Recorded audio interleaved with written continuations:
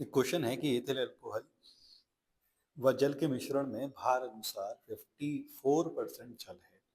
इस मिश्रण में एथिल अल्कोहल तथा जल का मोल प्रभाज आपको ज्ञात करना है। 2024 में आया हुआ क्वेश्चन है।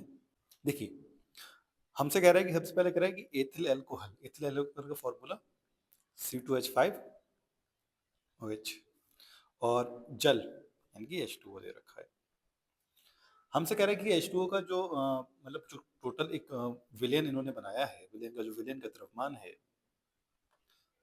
तो उस विलेन का द्रव्यमान अगर हम 100 मान लें, 100 ग्राम, तो हमसे कह रहा है दो चीजें होती हैं कि एक विलय होता है, दूसरा विलायक होता है।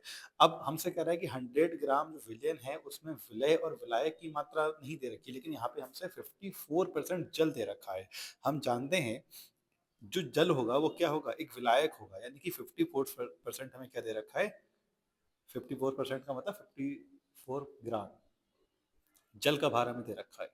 ठीक। और अगर हम बात करें हमारे विलय के भार के बारे में, तो एक विलयन हमने बनाया जो 100 ग्राम का है, उसमें से 54 ग्राम कौन है, केवल विलायक है। तो इसमें बचा हुआ कौन होगा, विलय होगा। तो 54 में से अगर 100 माइनस 54 करेंगे तो कितना बचेगा, 46। तो 46 कौन होगा, हमारा विलायक। विलायक को हम लोग क्या लिखते हैं, WA, और विलय को क्या लिखेंगे, WB। तो ये कितना हुआ, 46 ग्राम, है ना, 46 ग्राम। ठीक।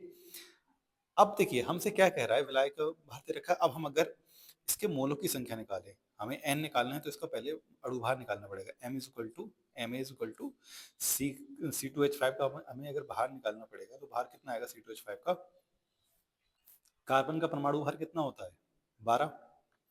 कार्बन हमें क्या बार दे रखा है, 2 बार, इंटू 2, प्लस हाइड्रोजन का 1 होता है, हमें दे रखा है 5 बार।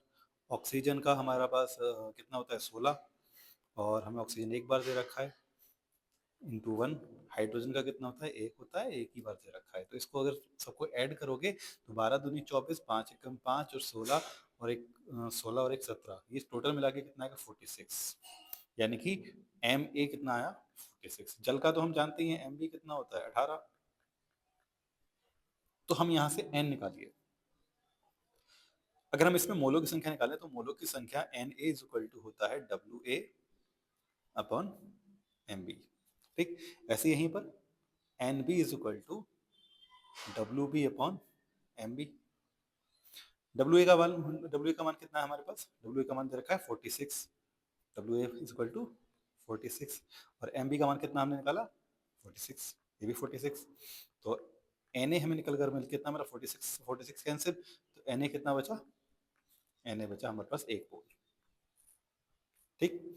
ऐसे ही अगर इसका निकालेंगे, तो देखिए NB is equal to WB का मान कितना है, 54, और MB का मान कितना है, 18।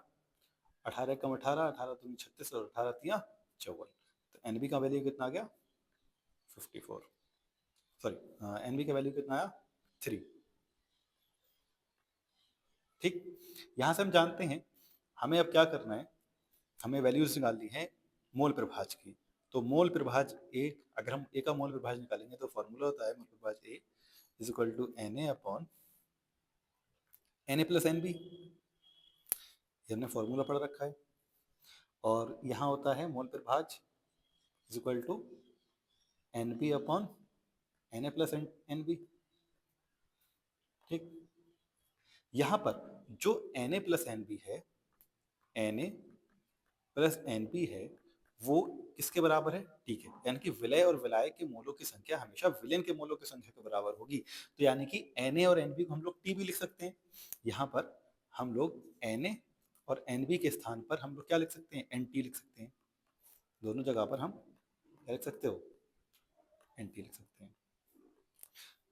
यहाँ से निकालेंगे Na का वैल्यू कितना आया, Na का मान हमने निकाला 1, और Nb का मान कितना आया, 3। यानी कि Nt अगर निकालेंगे तो Nt is equal to Na का मान कितना, 1, और Nb का मान कितना, 3। तो Nt कितना आ जाएगा, टोटल 4। Nt का वैल्यू आ गया हमारे पास।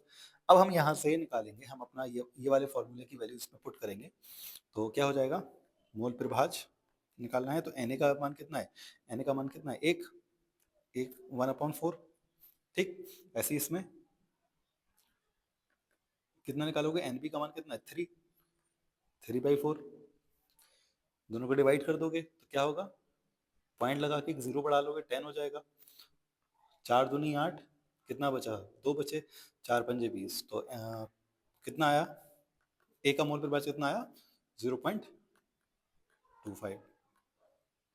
ठीक, अब बी का निकालो, पॉइंट लगा के 0 बढ़ाओ, 30 हो गए, 4×6 = 24, 4×7 = 28, कितना बचा, 2 बचे, 2 बचे, 2 पॉइंट लगाए, 0 बढ़ा लिया, 4 पंजे 20, तो कितना आया, बी का मोल प्रभाज कितना आया, 0.75।